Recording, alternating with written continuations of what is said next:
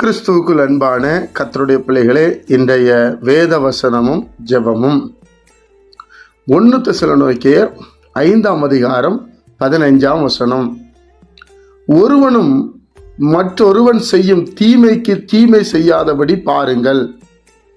உங்களுக்குள்ளும் மற்ற யாவருக்குள்ளும் எப்பொழுதும் நன்மை செய்ய நாடுங்கள். கர்த்தருடைய பிள்ளைகளே, அப்போஸ்தலனாகிய பவுல் தெசலோனிக்கே பட்டணத்திற்கு இந்த ஆலோசனையை பரிசுத்த ஆவியானவர் மூலமாக எழுதுகிறார். தேவனுடைய பிள்ளைகளே, இன்னைக்கு மற்ற ஜனங்களும் இப்படிப்பட்ட ஆலோசனைகளை நமக்கு சொல்லக்கூடும். ஆனால் இந்த வேத புஸ்தகத்தில் வருவது கிரியை செய்யும், செயல்பாடாக இருக்கும். இன்னைக்கு அநேகர் யோசனை சொல்லுவார்கள், ஆனால் அவங்க அப்படி நடக்க மாட்டாங்க. சாட்சி இல்லாத ஜீவியம் இருக்கும்.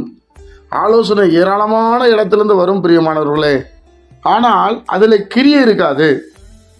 ஆனால் இந்த வேத புஸ்தகத்தில் எழுதப்பட்ட வார்த்தைகள் எல்லாவற்றிற்கும் உயிர் இருக்கிறது.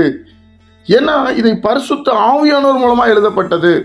அதனாலதான் ஒரு மனிதன் வேத புஸ்தகத்தை வாசித்து அதை அந்த ஆலோசனை ஏற்றுக்கொள்ளும் போது அவன் உயிர்ப்பிக்கப்படுகிறான். தேவனுடைய பிள்ளைகளே, இங்க என்ன சொல்லப்பட்டிருக்கிறது? தீமைக்கு தீமை செய்யாதபடி பாருங்கள். அப்போ ஒரு மனுஷன் நான் யாருக்கும் தீமை செய்ய கூடாது என்று நினைத்து ஜெபித்தால் அவனுக்குள்ளே ஆவியானவர் உதவி செய்கிறார். உங்களுக்குள்ளும் மற்ற யாவருக்குள்ளும் எப்பொழுதும் நன்மை செய்ய நாடுங்கள்.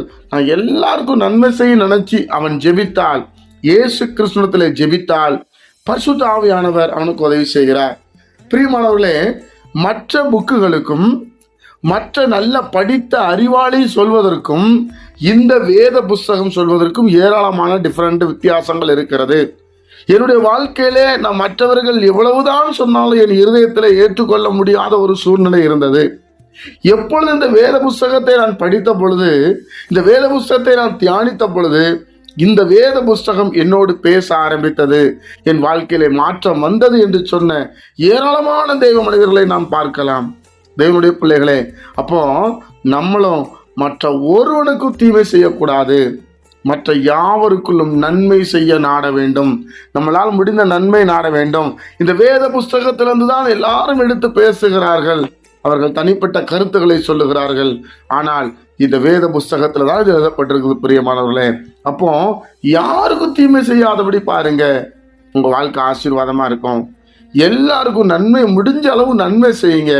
நன்மை கூட செய்ய முடியலன்னா விட்டுருங்க, தீமை செய்யாம விடுங்க என்று சொல்லப்பட்டிருக்கிறது. ஜெபிப்போமா? பரிசுத்த பிதாவே, உம்முடைய குமாரன் இயேசு கிறிஸ்துவின் நாமத்தில் வருகிறோம். எங்களுக்கு ஏசப்பா தீமை செய்யாதபடி நாங்கள் நடக்க எங்களுக்கு கிருபை செய்யுங்க.